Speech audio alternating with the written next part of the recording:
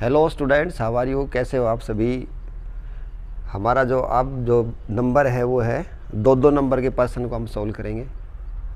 तो 2 नंबर का जो हमारा पहला पर्सन है वो what is the Coulomb's law, right its expression, ये लिख के दिखाना है हमने। तो कूलम्ब लॉ क्या होता है?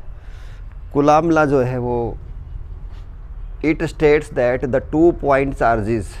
तो सबसे पहले बात ये देखो कि 2 पॉइंट, यहाँ पे पॉइंट लिखना ज़रूरी है क्योंकि कूलम्ब लॉ जो है वो खाली पॉइंट चार्जेस के ऊपर ही अप्लीकेबल होता है। अगर हम खाली चार्जेस लिख देंगे तो ये लॉ फेल हो जाएगा। ठीक है, it is applicable only for the point charges. Attract repel each other, एक दूसरे को या तो वो खींचेंगे या वो धकेलेंगे एक ताकत के साथ, एक फोर्स के साथ। और जो वो फोर्स जो होगा वो उन दोनों चार्जेस की गुणा के डायरेक्टली प्रोपोर्शनल होगी। अगर उनका मान ज़्यादा है तो फोर्स भी ज़्यादा लगेगा, और अगर उनका मान कम है तो फोर्स भी कम लगेगा। इसी बात को वाइस वर्सा भी बोलते हैं। एंड इनवर्सली प्रोपोर्शनल, ये देखो इनवर्सली प्रोपोर्शनल का मतलब होता है साइंस के अंदर कि एक चीज़ बढ़ेगी तो दूसरी कम होगी।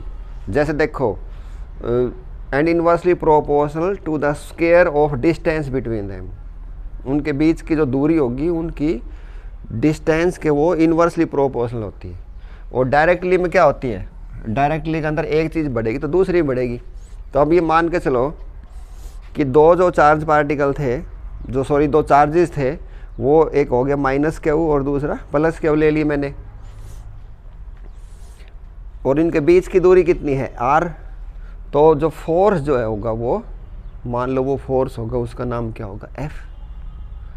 तो एफ जो है वो इन दोनों की गुणा की डायरेक्टली प्रोपोर्शनल होगा, और उनके बीच की दूरी का क्या होगा? Inversely proportional. इन दोनों बातों को कंबाइन करें तो दोनों को बातों को कंबाइन करके ऐसे लिख सकते हैं हम। इसको चाहो तो आप ऐसे इक्वेशन 1 लिख दो, इसको इक्वेशन 2 लिख दो, दोनों को मिला दो, कंबाइनिंग इक्वेशन 1 और 2। अब ये देखो ये निशान हटाएंगे तो हमें यहाँ पे कांस्टेंट लगा रहे हैं, इसको बोलते हैं कांस्टेंट ऑफ प्रोपोर्शनलिटी। और इसको छोटे के से लिखेंगे, ये जो छोटा के है, छोटा के है कूलम्ब कांस्टेंट। इसको बड़े के से नहीं लिखेंगे क्योंकि हमारी साइंस के अंदर जो बड़ा के है ना वो डाइलेक्ट्रिक कांस्टेंट को अलॉट कर रखा है बड़ा के, उसको हम डाइलेक्ट्रिक कांस्टेंट लिखेंगे। तो यहाँ पे ये गलती ना करना कि आप यहाँ पे बड़ा के मत लिखना और छोटा के लिखेंगे। ये है कूलम्ब कांस्टेंट, और इसका मान जो होता है, इसका मान होगा k इज इक्वल टू 9 × 10 की शक्ति 9। जब भी कोई न्यूमेरिकल करो तो ये सवाल रखेंगे। इसका एक मान और भी होता है, k is equal to 1/4 pi epsilon nought. इसके बारे में और बता दो। एप्सिलॉन नॉट का मतलब क्या होता है? Absolute permittivity, absolute permittivity of free space, ये होती है। तो हो गया बस। नेक्स्ट क्वेश्चन है हमारा इसी सीरीज के अंदर, right the relation between resistance and resistivity of a conductor. Conductor की जो रेजिस्टिविटी है और रेजिस्टेंस है, इन दोनों के बीच में क्या रिलेशन होता है ये बताएंगे अभी। 1 नंबर मिलेगा यहाँ पे, विच ऑफ दीज क्वांटिटीज़, यानी कि इसमें से किस में से? रेजिस्टेंस में से और रेजिस्टिविटी में से। ये विच किसके लिए प्रयोग हुआ है? विच का प्रयोग हुआ है रेजिस्टेंस और रेजिस्टिविटी में से, कि इनमें से कौन सी does not change for the same material. एक ही मेटेरियल के लिए इनमें से कौन सी चीज़ चेंज नहीं होती। बहुत ही आसान प्रश्न, 1 नंबर के 2 पार्ट कर रखे हैं, 1 नंबर का भाग ये है। तो देखो जब भी हम कंडक्टर की बात करें तो कंडक्टर का ये एक डायग्राम बना दिया करो।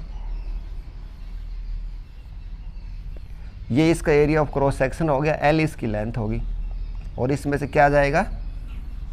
I करंट जा रहा है। ठीक है, तो रेजिस्टेंस और रेजिस्टिविटी में क्या फ़र्क होता है वो डिस्कस करेंगे। तो जब इस वायर में से करंट जाएगा तो इसका रेजिस्टेंस जो होगा उसको हम R नाम के अक्षर से लिखेंगे। तो जो रेजिस्टेंस होता है, resistance is directly proportional to length of the conductor. जितना लंबा तार होगा उतना ज़्यादा रेजिस्टेंस होगा। Resistance is inversely proportional to area जितना बड़ा ये होगा उतना उसका रेजिस्टेंस कम होगा। इनवर्सली का मतलब समझ जाओ, तो उल्टा से उल्टा हो सही है। इसलिए हमारा जो फ्यूज़ वायर होता है उसका एरिया ऑफ क्रॉस सेक्शन क्या होता है, बहुत ही पतला सा कम होता है। जब उसका ये कम होता है रेजिस्टेंस ज़्यादा, और जब ज़्यादा बिजली आती है तो वो बेचारा उड़ जाता है, और हमारे घर की जो बिजली है, जो इलेक्ट्रॉनिक आइटम, वो सेफ हो जाते हैं। तो दो इक्वेशन होगी, यहाँ से इन दोनों को मिलाओ, आर एल बाई ए, वैसे जैसे अभी कुल आमला में पढ़ाया है ना, वैसे इसको ऐसे लिखो अब, R is equal to rho L by A. What is the rho? Rho is the resistivity, ये रेजिस्टिविटी होती है। तो ये हमने रिलेशन लिख दिया भाई, यही चाहिए था, एक काम तो ये हो गया। उसके बाद इनमें से कौन सी चीज़ चेंज नहीं होती है कंडक्टर की, इसका पार्ट 2 है, ये पार्ट 1 था अपना। Resistivity does not change, resistivity change नहीं होगी, चाहे वो चांदी का तार है, जैसे मान के चलो कोई चांदी का तार है, सिल्वर का तार है, तो उसकी रेजिस्टिविटी जो है ना, वो भगवान ने जो बना दी वही रहेगी। उसको चाहिए आप ऐसे तोड़ लो, उस तार को चाहिए ऐसे बना लो, उस तार को आप ऐसे ऐसे तोड़ दो, चाहिए उसकी रेजिस्टिविटी हर बार सेम होती है। तो रेजिस्टिविटी कभी चेंज नहीं होती है। तो ये पर्सन भी समझ में आगे लगता है। नेक्स्ट पर्सन देखो, नेक्स्ट पर्सन है what are the Faraday's laws of electromagnetic induction, कि फैराडे लॉ कौन कौन से होते हैं। तो फैराडे लॉ होते हैं 2, फैराडे ने 2 लॉ दिए, एक तो है देयर आर 2 लॉज, ठीक है। एक तो है Faraday first law. Faraday first law क्या कहता है? फैराडे फर्स्ट लॉ एक स्टेटमेंट है, खाली गीता का उपदेश की तरह, ठीक है। गीता का उपदेश की तरह कि जब जब धरती के ऊपर पाप बढ़ेंगे तो भगवान जन्म लेंगे, और कब तक जन्म लेंगे? जब तक ये पाप चलते रहेंगे, ठीक है। सेम वही कहानी है यहाँ भी, कि ऐसे कहता है कि कोई एक कॉइल ले लो, और ये उसमें मैंने गैल्वेनोमीटर लगा दिया। गैल्वेनोमीटर जो लगा दिया, इसके अंदर अब एक कोई बार मैग्नेट लेके आ रहे हैं, ठीक है। तो आपको पता ही है जो मैग्नेट होती है इसके अंदर से मैग्नेटिक फील्ड लाइन निकलती रहती है। तो जब इसको हम इसके पास लेके जाएंगे तो इसके अंदर से जो लाइन जो है वो, इसको ऐसे बनाया करो, देखो साउथ आगे नॉर्थ पीछे, अंदर जो वो ना कैसे चल रही है लाइन, साउथ टू नॉर्थ, और बाहर चल रही है नॉर्थ टू साउथ, ऐसे चक्कर लगा रही है। और ये जो लाइन जो जा रही है इनको हम बोलते हैं फ्लक्स। फ्लक्स का मतलब क्या होगा? बहाव। और इसको भाई फाई नाम के अक्षर से लिखते हैं, फाई, ठीक है।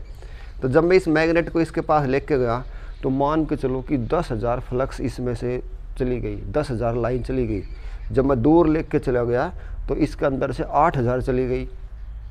ऐसे बार बार मैं करता रहूँगा, कभी 17,000 चली गई, कभी 11,000 आ गई, कभी 19,000 होगी, कभी 20,000 होगी। तो उसको हम बोलते चेंज। मान लो जब टाइम 0 था तो इसके अंदर फ्लक्स थी अपनी φ1, और टाइम t था तो कितनी होगी? φ2। तो जो चेंज होगी वो कितनी होगी? φ2 माइनस φ1 बटे t माइनस 0। तो कितनी आ गई? φ2 माइनस φ1 बटे t में तो 0 घटाओगे तो t बचेगा। इसको हम बोलते हैं rate of change of flux. इसी बात को हम ऐसे भी लिख सकते हैं छोटे काम के लिए, d∅ बटे dt, ठीक है। क्लियर है? बिल्कुल क्रिस्टल क्लियर चल रही है बात। तो ये बात थी स्टेटमेंट की, गीता का उपदेश की तरह, कि जब जब इस कॉइल के साथ ये मैग्नेटिक फ्लक्स चेंज होगी तो इस गैल्वेनोमीटर के अंदर किस चीज़ का जन्म होगा? इंड्यूस्ड ईएमएफ का। यही बात लिखिए, देख लो अच्छी तरह कि there is induced EMF. Induced EMF को रोल किया उनका भगवान कृष्ण को। और कब तक रहेगा? जब तक उसको सब जो पाप की दुनिया है उसका सफाया नहीं हो जाए, जब तक चेंज कंटिन्यू रहेगी। और मैग्नेटिक फ्लक्स चेंज होगी। ये सारी बात समझ में आ गई, कोई इसमें टाइम ख़राब करने की ज़रूरत को ना। तो ये तो फर्स्ट लॉ समझ में आ गया। उसके बाद है सेकंड लॉ। सेकंड लॉ क्या कहता है? सेकंड लॉ कहता है कि जो इंड्यूस्ड ईएमएफ है, इसका जो मैग्नीट्यूड है, मान है, उसको हम छोटे ई से लिखते हैं, ठीक है।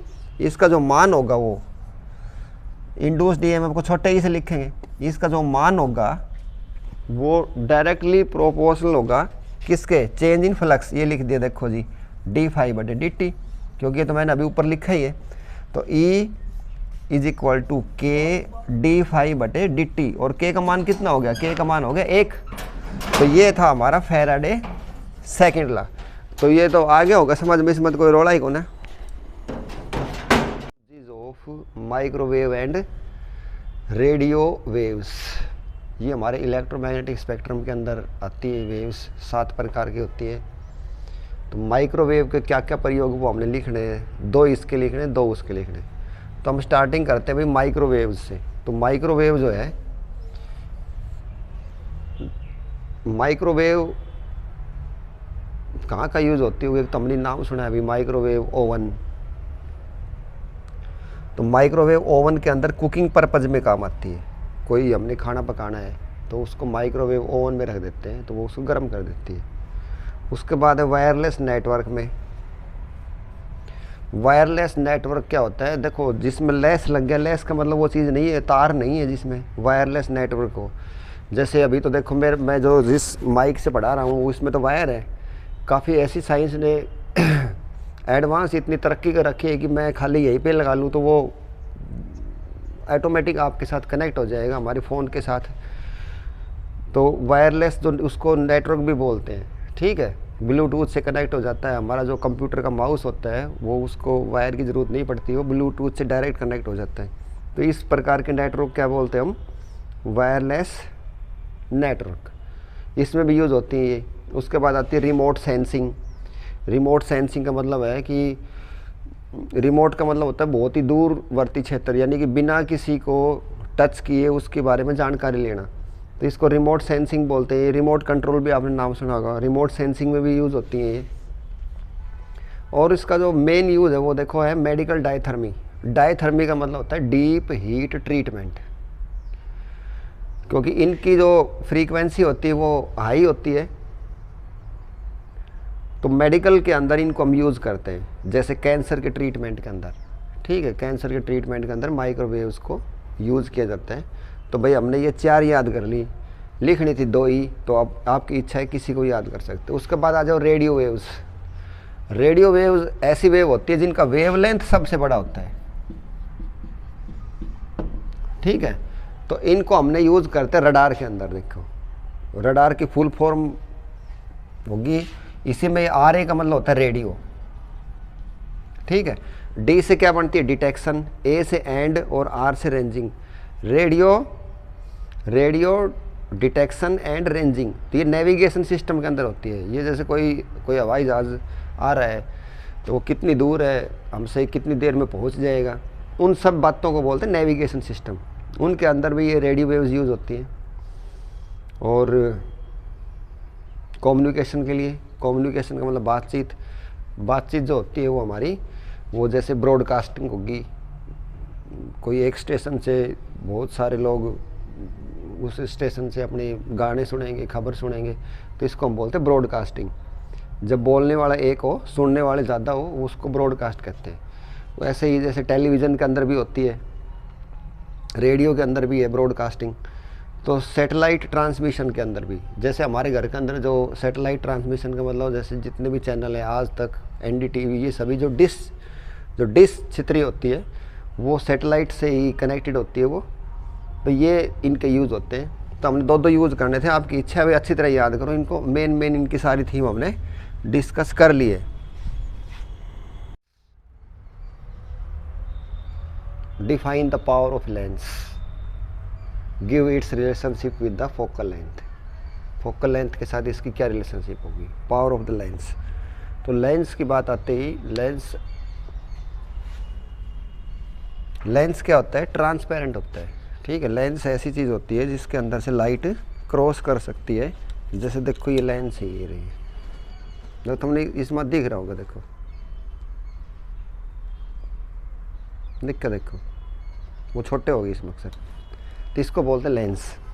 ये लेंस भी 2 प्रकार के होते हैं, एक होता है कॉन्वेक्स लेंस और एक होता है कॉनकेव लेंस।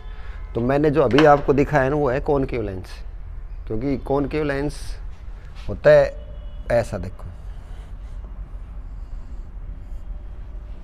ये बीच में से पतला होगा। कोई भी पूछे ना वैसे भाई हाथ से टच करके बताओ कि कौन सा लेंस है, तो उस लेंस को ऐसे हाथ से ही टच करो, अगर वो बीच में से पतला हो,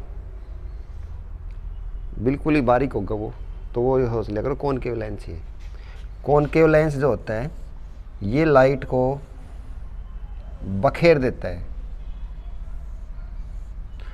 लाइट को फैला देता है, और जब लाइट फैलाई जाती है, बखेरी जाती है, तो उसका नाम होता है डाइवर्ज। ठीक है जी। तो ये लाइट को बखेर देता है। तो अब ये लाइट जो किसी एक फोकस से मिलनी चाहिए थी, तो आगे तो मिली नहीं है, तो आगे चली गई। तो इनको अगर हम बैक मिलाएं यूं ऐसे देखो, तो लाइट जा रही थी मेरी ऐसे, और मैं, ये मेरा फोकस है। फोकस क्या होता है ये मैं बताता हूँ। फोकस एक पॉइंट होता है, और ये फोकल लेंथ है, ये फोकल लेंथ है, इसको छोटे एफ से लिखेंगे। अगर आप मेरी सारी वीडियो रेगुलर देख रहे हो तो आपको तो बहुत ही खेल खिलौने लग रहे होंगे, क्योंकि मैं बहुत अच्छी वीडियो बना रखी है इनके ऊपर। अब देखो लाइट जा रही है यूँ और नाप तोल कर रही है यू उल्टी साइड में, तो माइनस में ली जाएगी, तो इसकी फोकल लेंथ क्या होगी, माइनस की। तो ये जो कॉनकेव लेंस होता है, कॉनकेव लेंस की जो फोकल लेंथ होती है वो कैसी होती है, ऑलवेज नेगेटिव। ठीक है, concave lens focal length is always negative. ये बात तो तुम्हारे दिमाग में बैठ गई। उसके बाद आती है भाई कॉन्वेक्स लेंस की बारी। कॉन्वेक्स लेंस का काम क्या होता है, कॉन्वेक्स लेंस के अंदर से जब लाइट जाएगी तो वो एक पॉइंट को छोड़ के बीच वाले को, जिसको हम प्रिंसिपल एक्सिस बोलते हैं, वहाँ तो सीधी चली जाएगी, और इसके अलावा जहाँ से भी जाएगी वो एक पॉइंट पे जाके गिर जाएगी, मुड़ जाएगी। ये कॉन्वेक्स लेंस का डायग्राम है ऐसा। ये लाइट को मिलाता है एक पॉइंट पे, और साइंस के अंदर जब लाइट एक पॉइंट पे मिलती है तो उसको हम क्या बोलते हैं, कन्वर्ज करना। ठीक है, मिला देना, इकट्ठा करना। तो इसमें देखो भाई, ये इसकी फोकल लेंथ है, तो लाइट भी यूँ ही जा रही है, लाइट भी यूँ ही जा रही है, और हम भी यूँ ही नाप रहे हैं, दोनों एक डायरेक्शन के अंदर है, तो इसकी फोकल लेंथ कैसी ली जाएगी, पॉजिटिव। समझ में आ गई बात, सीधी सीधी सी बात है। अच्छा, इब कर लें इनकी पावर की बात है। तो लेंस की जो एबिलिटी है, देखो, it is the ability to converge और diverge the ray of light falling on it. जब किसी भी लेंस के ऊपर लाइट गिरती है तो उसकी जो एबिलिटी है, या तो वो उसको एक पॉइंट पे मिलाएगी या उसको वो फैलाएगी। इस एबिलिटी को ही उसकी हम पावर बोलते हैं। और इसका फार्मूला होता है, ये तो डेफिनेशन कर दी, वो कहते हैं इसका रिलेशन दो with the focal length. Focal length के साथ ही इसका रिलेशन ये होगा कि पावर जो होती है वो फोकल लेंथ की रेसिप्रोकल होती है। साइंस के अंदर रेसिप्रोकल का मतलब क्या होता है, उल्टा। तो ये हमने कर दी, ध्यान दो। अब ये अगर मीटर में दे रखी है तो आपने ऊपर 1 लिखना है, और अगर फोकल लेंथ सेंटीमीटर में दे रखी है तो हमने ऊपर क्या कर देना है, 100 कर देना है, सवाल हल करेंगे जब। ठीक है, और इसकी यूनिट क्या होती है भाई, पावर ऑफ लेंस की यूनिट। देखो खाली कोई पूछे ना पावर की यूनिट बताओ, तो तुम बता दिया करो वाट। ठीक है, HP horse power, 1 horse power में 740 वोट। लेकिन जब वो पर्सन, ध्यान से सुनो, जब वो गए कि पावर ऑफ लेंस की यूनिट बताओ, तो हमने लिखनी डायोप्टर। क्या लिखनी है, डायोप्टर। और इसका सिंबल क्या होगा, बड़ा डी। बड़ा डी यूज़ करना है, छोटा डी यूज़ नहीं करना है। तो ये इसकी होगी इतनी। अब भाई कोई आपसे पूछे कि इस लेंस की बताओ पावर नेगेटिव होगी या पॉजिटिव होगी, तो आप कहोगे सर ये तो इसकी फोकल लेंथ तो नेगेटिव होती है, तो इसकी जो पावर जो होगी वो नेगेटिव में ही होगी। इसकी पावर क्या होगी, इसकी पावर, ये तो पॉजिटिव में है, तो 1/f जब पॉजिटिव करोगे तो ये भी पॉजिटिव में ही होगी। तो जब भी तो क्या अगर भाई तेरा प्लस का नंबर है माइनस का नंबर है, यानी कि माइनस का नंबर है तो कॉनकेव लेंस है। जैसे मेरा जो ये चश्मा है ये माइनस का नंबर है, कॉनकेव लेंस है। इनके अंदर चीज़ें आपको थोड़ी छोटी दिखाई देती है, जैसे मैंने अभी दिखाई थी। और जो ये वाला लेंस है इसके अंदर चीज़ें बड़ी हुई दिखाई देती है। ये इनको घर में बड़ा बुजुर्ग आदमी जब अखबार पढ़ा करे जब भी लगाया करे, जैसे देखेगा, बाकी उनको दूर का सही दिखाई देता है। तो वो वाली जो है ना वो पावर के होती है, वो नज़दीक की चीज़ों को देखने के लिए होती है। तो भाई मेरे ख्याल से तो इसकी खाल उतर गई होगी पर्सन की, ज़्यादा बताऊंगा तो। पर्सन देख लो, 7वां पर्सन है अपना, फोटो इलेक्ट्रिक इफेक्ट क्या होता है ये बता के दिखाओ, और आइंस्टीन फोटो इलेक्ट्रिक इक्वेशन लिख के दिखाओ। 2 काम करो। तो फोटो इलेक्ट्रिक इफेक्ट क्या होता है, फोटो इलेक्ट्रिक इफेक्ट को समझने के लिए पहले यहाँ पे देखो भाई, एक हमने कोई एक मेटल की प्लेट ले ली, कोई भी मेटेरियल ले लिया, उसके अंदर देखो, उसके अंदर क्या होते हैं इलेक्ट्रॉन। जो मैंने लाल डॉट दिखाई है ना, वो क्या है, इलेक्ट्रॉन्स है वो इसके अंदर एटम के चारों तरफ घूम रही है। एटम नहीं है, जो मैंने ब्लैक ब्लैक दिखाई है एटम है। एटम एक क्लाउड की तरह होता है और वो ये इसके चारों तरफ घूम रहे। अब देखो ऊपर से एक इलेक्ट्रोमैग्नेटिक रेडिएशन आई है, ठीक है। इलेक्ट्रोमैग्नेटिक रेडिएशन कहूँ तो वे समझ जाया करो 7 भाग कौन कौन सा था। वे इलेक्ट्रोमैग्नेटिक रेडिएशन के अंदर 7 चीज़ मिलेगी, कौन कौन सी थी देख लो। वे मैं बताऊँ सूर्य, रेडियो, मिर्ची, आई, लव, यू, एक्सरे और गामा रेज। ये फ्रीक्वेंसी का बढ़ता हुआ ऑर्डर लिख दिया मैंने, ठीक है। ये फ्रीक्वेंसी का बढ़ता हुआ ऑर्डर लिख दिया है। सबसे कम फ्रीक्वेंसी है रेडियो वेव की, सबसे गामा है, सबसे ज़्यादा किसकी, गामा रेज की। क्या है डायलॉग याद कर लो, रेडियो, मिर्ची, आई लव यू, एक्सरे और गामा रेज। 1 बाई 1 एक्सप्लेन कर लेते हैं। आर का मतलब रेडियो वेव्स, माइक्रोवेव्स, आई का मतलब इंफ्रारेड और एल का मतलब ये कहोगे जी एल नाम तो कि होए को ना, एल नाम तो होता है भाई, एल को हम बोलते हैं विजिबल लाइट। तो ये मैंने एल ले लिया इसका, समझ गए, विजिबल का वी हटा दिया है।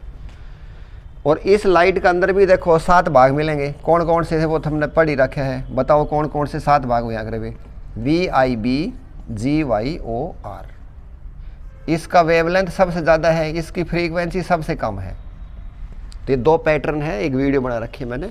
इलेक्ट्रोमैग्नेटिक स्पेक्ट्रम बोलते हैं इसको, इस 7 पट्टी को, और इस 7 पट्टी को हम बोलते हैं कलर स्पेक्ट्रम, जो इंद्रधनुष वाली है। अब सुनो भाई, इनमें से कोई भी एक इलेक्ट्रोमैग्नेटिक रेडिएशन का रोल कर सकती है। हम कहोगे जी एक्सरे कर सकते, बिल्कुल उसने क्या शर्म आओ है। कोई पूछा जी येलो लाइट कर सकती है, यस वो भी इसी की भाग है, येलो लाइट भी कर सकती है।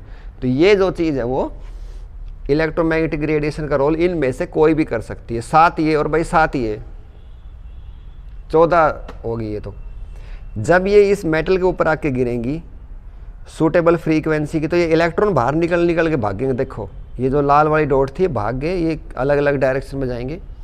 अगर इनको हमको एक रास्ता दे दे तो ये एक करंट बना देंगे, जिसको बोलते हैं फोटो इलेक्ट्रिक करंट, ठीक है। और ये जो इलेक्ट्रॉन, अब इनका नाम बदल गया, जब तक वो इस मेटल के अंदर थे इनको हम इलेक्ट्रॉन बोलते थे, अभी बाहर निकल गए, अब इनका गोत बदल गया, इनका नाम हो गया है फोटो इलेक्ट्रॉन्स। सीधी सीधी बात समझ में आ रही है। यही बात यहाँ पे लिख दी, the photoelectric effect is the emission of electrons when electromagnetic radiations such as light, ठीक है। इनमें से एक बताइए लाइट, तो हिट्स ए मटेरियल, मटेरियल कहो, मेटल कहो, ठीक है।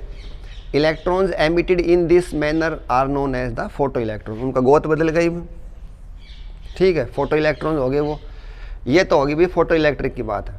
पर्सन मेरा 2 ही नंबर का है, इसलिए मैं ज़्यादा इसमें हम जाएंगे नहीं। हम पेपर में आए तो तुमको ये डायग्राम और इतना लिखना है, ये तो मैंने तुम्हारे को अच्छी तरह समझाने के लिए थोड़ा बनाया है। साइड में डायग्राम भी बनाओ।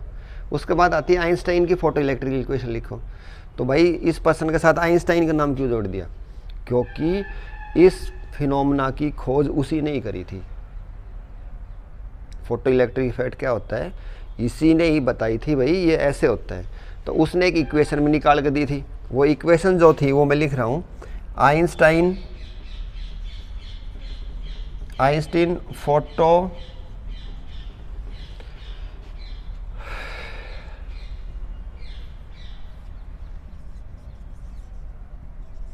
आइंस्टीन की स्पेलिंग गलत होगी, दोबारा सही करिए। आइंस्टीन फोटो इलेक्ट्रिक इक्वेशन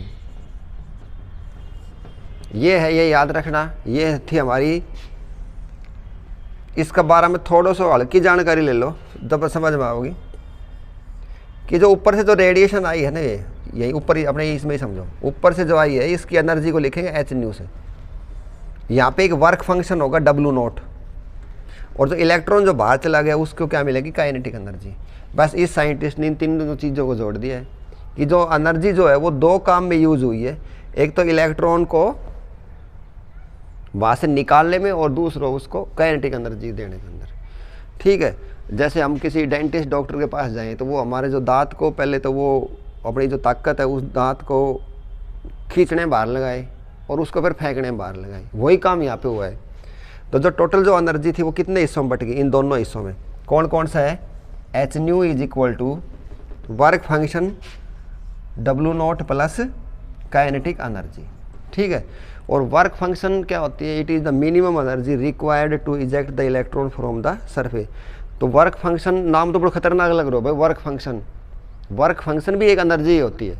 ठीक है, तो इसको मैं लिख दूँ अब ऐसे, h nu is equal to h nu nought के बराबर होती है, न्यू नॉट इस मेटल की थ्रेशोल्ड फ्रीक्वेंसी है प्लस काइनेटिक एनर्जी। इनको इधर ले आओ भाई, तो एच कॉमन हो गया, nu minus nu nought is equal to half m v square. इस इक्वेशन को हम बोलते हैं Einstein photo electric equation. 2 number का प्रश्न था, 2 नंबर में हमने इतना ही करके दिखाना था और शायद समझ में भी आ रहा होगा मेरे ख्याल से।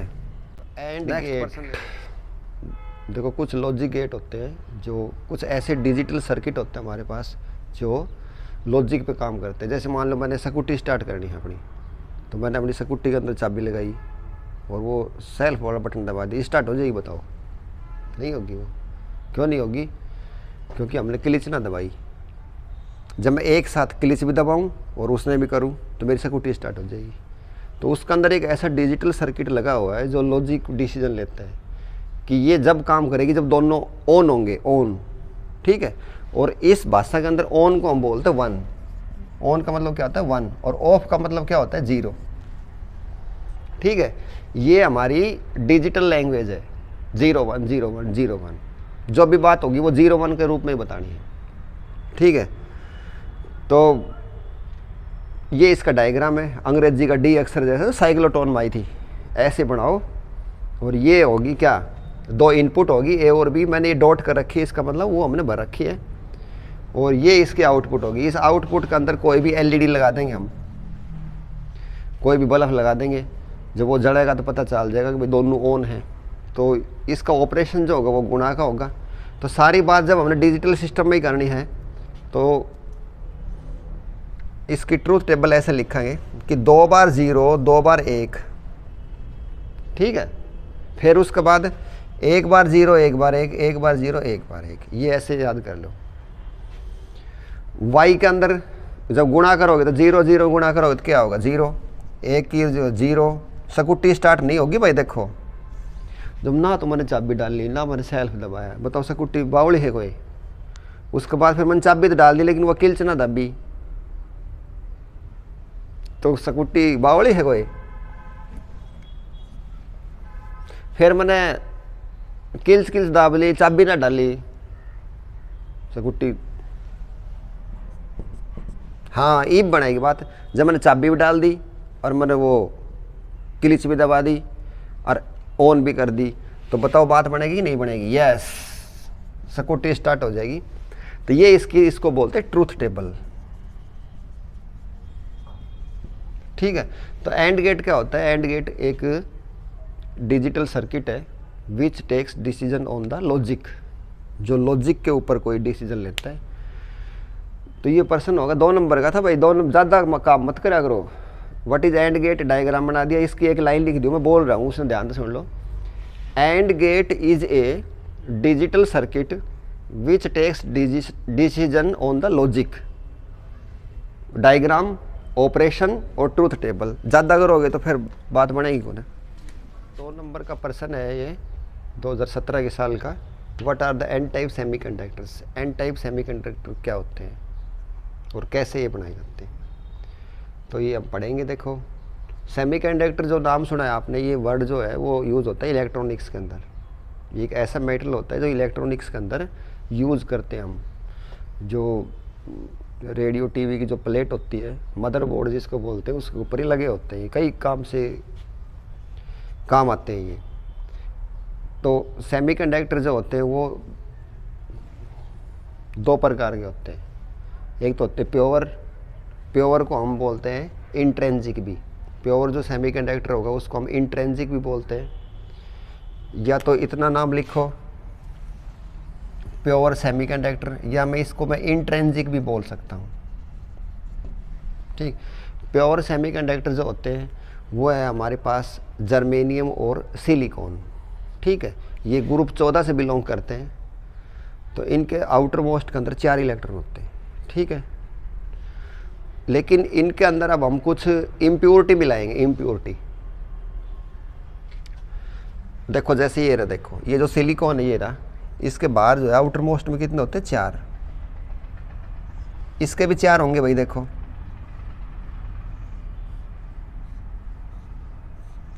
तो एक भी इलेक्ट्रॉन खाली नहीं है कि उसको हम कोई काम कह दे कि भाई तू काम करा, सब बंधे हुए बैठे हैं। तो उसके अंदर हम कुछ अब इम्प्योरिटी मिलाते हैं। इम्प्योरिटी का मतलब उसमें रेत नहीं है ना, उसके अंदर अब हम किसी और ग्रुप के कोई एटम्स डालेंगे और उस प्रक्रिया को बोलते हैं हम डोपिंग। क्या बोलते हैं उसको हम? डोपिंग। डोपिंग करी जाएगी। डोपिंग करने से क्या होगी, इसके अंदर या तो हम कोई फालतू इलेक्ट्रॉन भेजेंगे तो एक इलेक्ट्रॉन खाली होगा तो भाज भाज के काम करेगा वो, या इसके अंदर हम एक इलेक्ट्रॉन कम करेंगे तो ताकि ये बॉन्ड टूट जाएगी। बॉन्ड टूट जाएगी तो वो एक खाली जगह जो होगी यहाँ पे वैकेंट सीट जो होगी, इलेक्ट्रॉन की जो वैकेंट सीट होती है उसको हम होल बोलते हैं, वो क्रिएट होगी। तो ऐसे इसकी जो है वो कंडक्टिविटी बढ़ जाएगी, वो करंट इसमें से चलने लग जाएगा। तो अब देखो भाई, अपना जो पर्सन है वो है एन टाइप। कैसे बनाए? जो एन टाइप जो होता है ना वो इम्प्योर होता है, अशुद्ध होता है, क्योंकि उसके अंदर हम डोपिंग कर चुके हैं। तो वो जो डोपिंग जो करी जाएगी वो ग्रुप 15 से होगी। ग्रुप 15 से डोपिंग की जाएगी, क्योंकि ग्रुप 15 के जो एटम होते हैं इनके आउटर मोस्ट में कितने इलेक्ट्रॉन होते हैं? 5, और इनके है 4 सब कितने। तो ग्रुप 15 के कौन कौन से हैं वो हम एक बार याद करते हैं।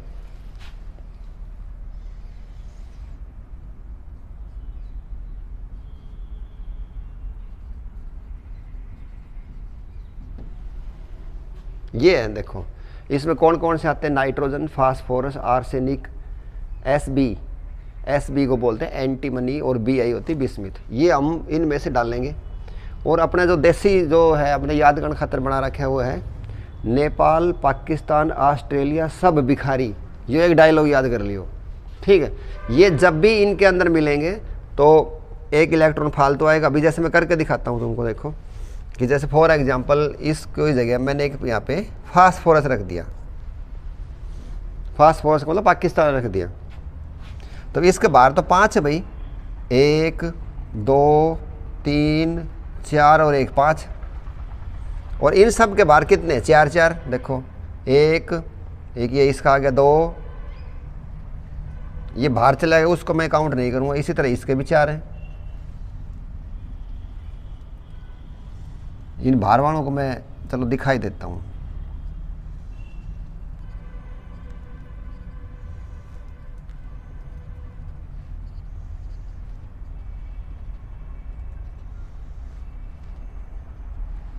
गिन कर देख लो भाई, सबके 4 है। देख लो 1 2 3 4, इसका 4 गिनो, 1 2 3 4। तो 2 इलेक्ट्रॉन मिलकर क्या बनाते हैं? एक कोवलेंट बॉन्ड। तो ये कोवलेंट बॉन्ड देखो ये बन गई।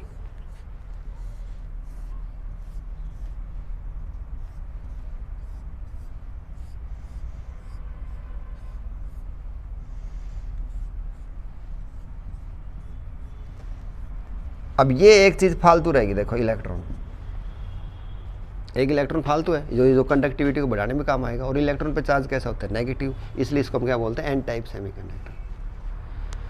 बस हो गया। हाउ दीज आर फॉर्म्ड, कैसे बढ़ाई जाती है? ये ग्रुप 15 की इम्प्योरिटी मिलाई जाएगी। इम्प्योरिटी में कौन कौन से होते हैं ये हमने बता दिया। ये तो इसके अंदर इतना लिखो, ये डायग्राम बनाओ। कोई थोड़ा एक नंबर भी काट ले तो फिर मैं उसको जिम्मेवार हूँ।